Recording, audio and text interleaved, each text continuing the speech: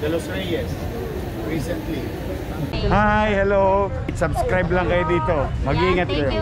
Lahat ng viewers ng Rochelle Antig vlog, please do subscribe and thank you for all your support.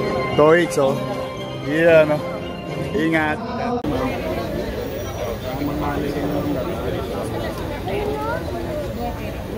Thank you.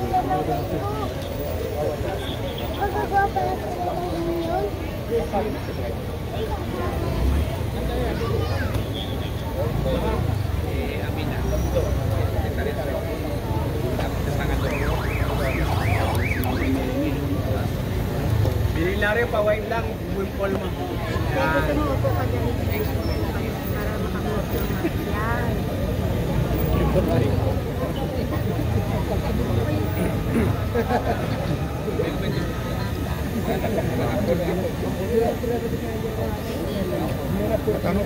Di, kita sa baba. Ikaw ba isko?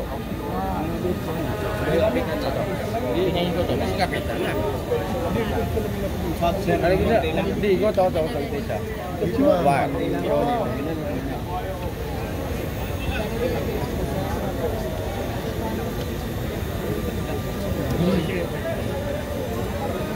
Yang, pawide lang kami, atras ng konti.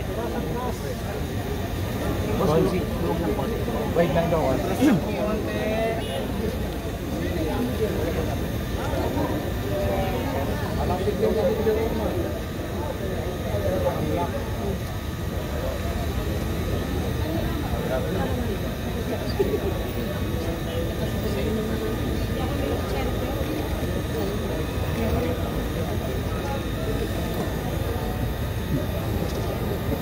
Sir, pwede pa patingin sa camera po yung mga ano, sir.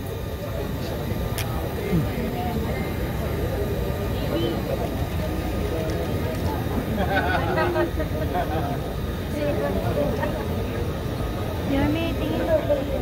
Sir, short interview po. Short interview. Boss, interview na tayo, boss. Oo, yeah. Pau. Sila na. Secretary. Kanina.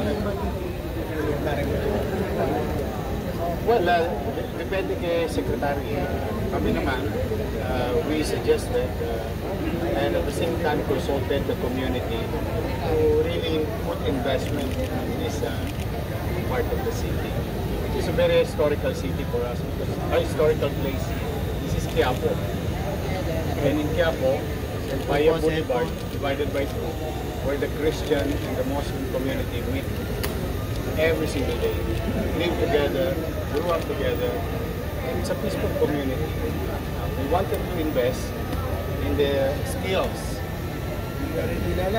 and heritage of our Muslim brothers and sisters in this community. We did it somewhere else in Manila.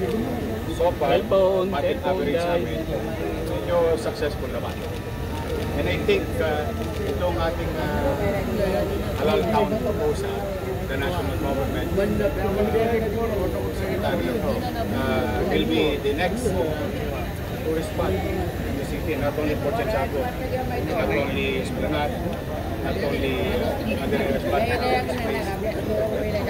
Any John Doe's and Mary, foreigners and domestic, can go here, feel safe, they can eat clean food, buy clothes, and so on and so on.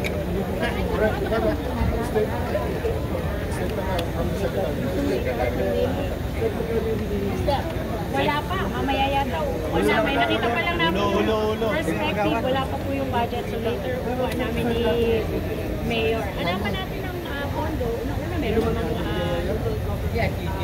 support fund. Tulong na binigyan po. Pwede po. Check camera po. Ay, iba pa to. Iba pa yun. Kasi yung apat na cellphone na kasama dyan. Pag nakuha na po natin sa kanila. Tayo ka dito. Thanks, Paolo. This you're part of the community. May gawin niya taon na sa ligaya.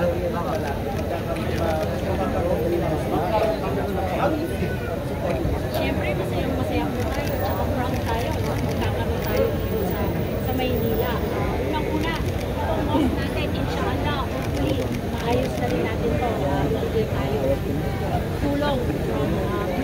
government. And then, inshallah, maayos natin to. And then next part, ito namang halal town. Alam niyo po ba na itong halal industry worldwide, 250 billion industry po, hindi lang po turismo ang makakatulong sa ating bansa, no? Pati yung mga trabaho para sa ating mga kababayan. So masaya tayo pag ito po ay napagawa or sa tulong ng Manila government. Si Mayor, masaya tayo, no? Makakabigay tayo ng maraming trabaho sa ating mga kababayan.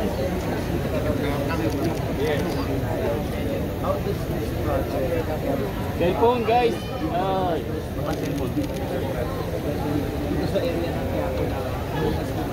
Baba konti, cellphone ko yan, nakaputi. Pagka tinignan mo doon, hindi lang Maynila ang makikinabang rito, pati yung mga kapitbahay natin sa Mindanao. Because some of the goods being sold here is made from Mindanao. Kaya malaking bagay ito in such a way, particular sa dati tawag natin underground economy.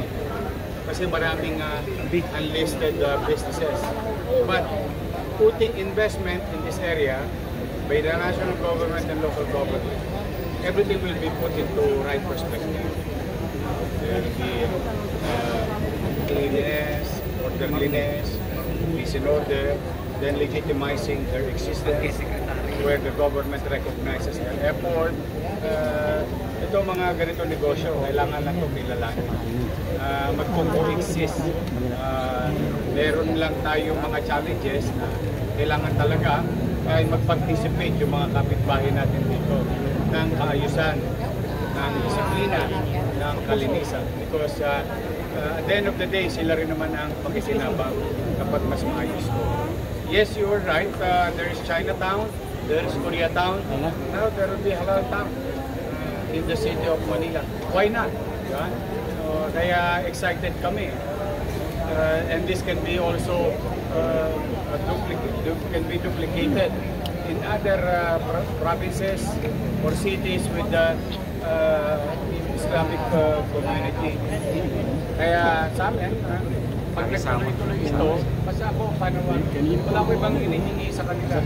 Kundi mag-ayos lang sila, kusang disiplina, and make those people feel who will come here that they are safe and it's clean. Tinira ko nga, awa ng Diyos. Nakaka-10 minutos na ako, okay ba? Diba? Saka mura pa, 30 pesos, maintinin mo yun, solve ka na. So yung mga estudyante natin, just within the border of the Islamic community or Halal Town, which is nandiyan lang, mga isang bloke na lang ang layo. Nandiyan na yung ating mga estudyante. So yung kanilang baon, napapamahal sila. Eh pag dito, kasikwen kanina yung itlog, almusal. 30 yung mabigat na kanin. So, kulang lang sa, I think, noon ang pansin ng Pampanga. But today, with the Secretary, I'm very excited that there will be new things going to Halal Town. Ay, bigay mo sa amin yung pera, tapusin namin agad ito. Kilala mo naman Manila, di ba? Kami, marami kami pangarap eh. Puro pangarap lang kami ngayon, wala kami tsape. But with the help of the national government, excited kami lagi. And we're very happy. In fact, as you all know, about 2 weeks ago, President and I had a very good talk and all other plans for the city. And I think he's gonna do it. So, talagang nakakatuwa lang kasi kailangan namin lahat ng tulong.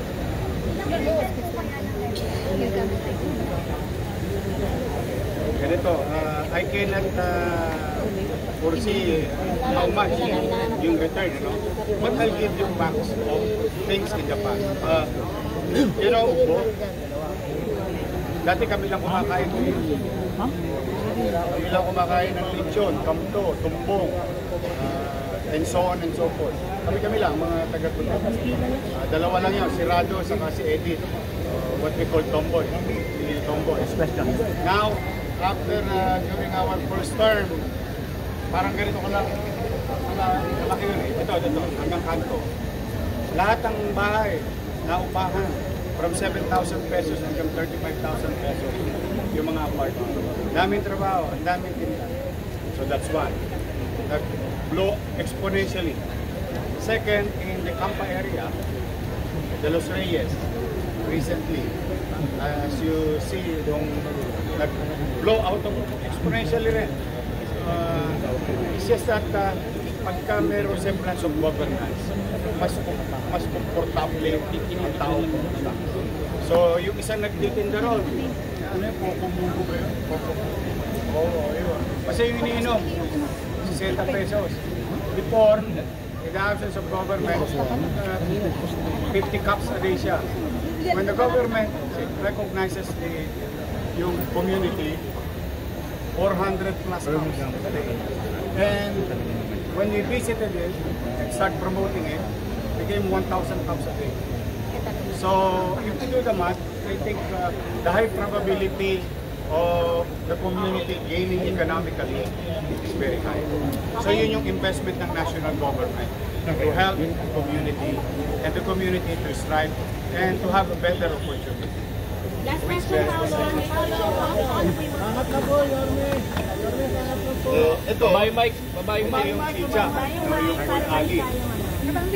Pero at the same time, as you can see, gusto rin namin ipalaganap Doon kay Yorme yung mic, magiging kay galing Yorme. ng mga mananabi natin. Magtatela Doon, natin kay Yorme yung mic. down south. Yeah. Modesty aside, every year, Kay Yorme. your city government of Manila is hosting food caravan from Mindanao.